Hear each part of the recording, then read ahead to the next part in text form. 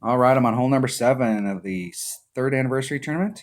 I'm in Monday's practice round, and I truly am out here just dinking around practicing. If you've watched all the videos up to this point, I'm really trying some different stuff on some of these holes. And the third part or the first par 5, I went at it 2 different ways with 3 different balls and got eagle on it all day. So there's some of these holes I'm on. I'm definitely going to do the bounce over. I think that with the bounce over shot, we've got a shot at hole in one, and I've had about 20%. About once per tournament have I made a hole in one going this way, but I think my odds will be better if I can work this shot out from over here. So I'm going to be 3 rings off. What I'm going to focus on right here is making sure that my distance is right. The first time I came through here, I went through way too fast. It is a grizzly shot. And I'm going to bring a navigator, cut that wind down a little bit. And I'm going to do a max wind adjustment regardless of where I'm at. I'm not even going to look to see where I'm at in my club. I'm going to do a max adjustment because I hit this hole several times in one-on-one, and I did a max wind adjustment, and I was right on it. And I actually got a hole in one on this hole in practice.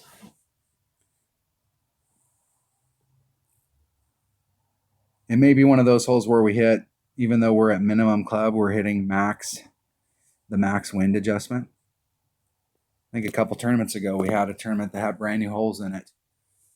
It was like the Christmas tournament, and all of the holes that were in there were several of the par 3s that were in there that even though you were at minimum club, you hit your maximum number, which was like, that's like building in like a 40 or a 50% wind adjustment.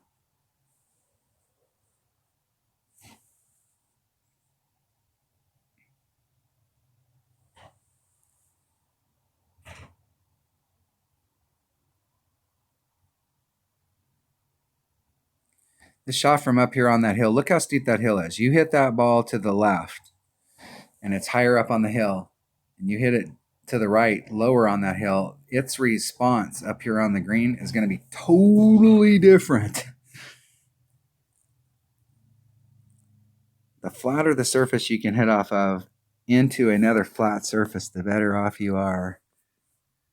You want to be about 3 rings off. I want to be going right towards the cup.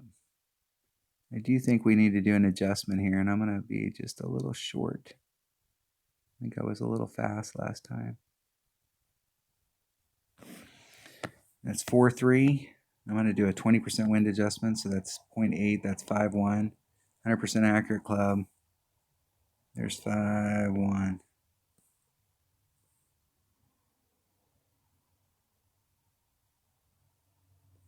And I hit it great to the right. Arrgh!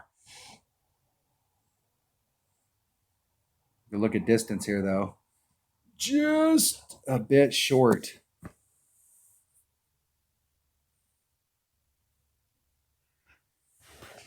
But I do think that this might be one of those holes where we're doing a max ring adjustment, 1 per ring on that club. So whatever your max, if you're using a backbone, 1.2, 1.4, whatever the max is. And then adding on 20%.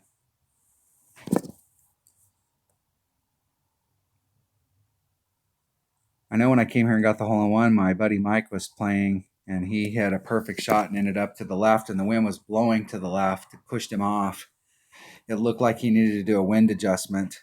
I set mine up to the right because I didn't have as much ball guide as him, and I was able to get it into the cup. So I want to play this hole. I want to play this hole because I want to practice that. And we've got a very similar wind to what we have in the tournament. The wind's blowing in a forward direction.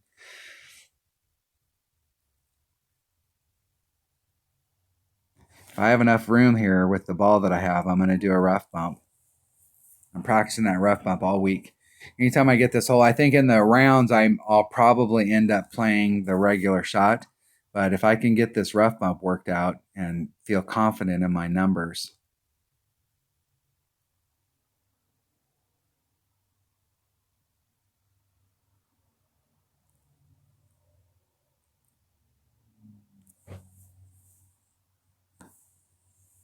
Let's see where I'm at, my club. Okay, I'm right in my minimum quarterback, so it should be about 1.3 per ring, somewhere in that neighborhood.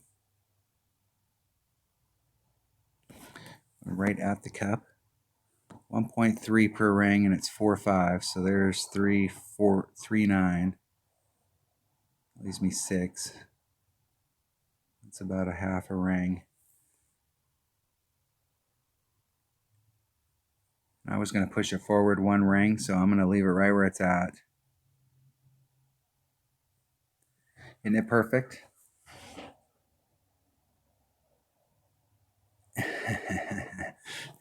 There is a rough bump there. And what I've noticed on this hole is that there's another hole I can think of, and I can't remember what. We actually just had this one in another tournament where it was a par 4 and we were trying to hit. There was an island here and you're trying to get 1 bounce and then 2 bounce and then go over the sand and end up on the green. You can come at it from the right-hand side. And when you make the shot to the green, what you have is you got your green, your fringe, your fairway, your rough. And when you're on this rough and you make that wind adjustment, you make a wind adjustment, a full wind adjustment for where it's at in its club. So right there, I was at like 1.25 per ring, 1.3, somewhere in that neighborhood. Well, excuse me, with my wood, I was 1.5 per ring. So I made a full wind adjustment, and then I was going to push it because I've taken that shot several times and I've ended up in the sand. And so that means I need to take wind out. And so I was going to push it forward 1 ring, and I was 1 ring when I hit my red line. I was 1 ring short of getting to where I wanted. So that put that ring back into it. And so I'm going to try that shot one more time, and I'm going to push hopefully I can get on there with the right ball where I can push the wind back in and see if I can make that rough bump. There is a rough bump down there, but it is a shallow little rough bump. All right.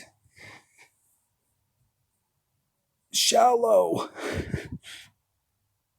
That was hole number 7 of the 3rd anniversary tournament and Monday's practice round in the rookie division. Thanks for watching.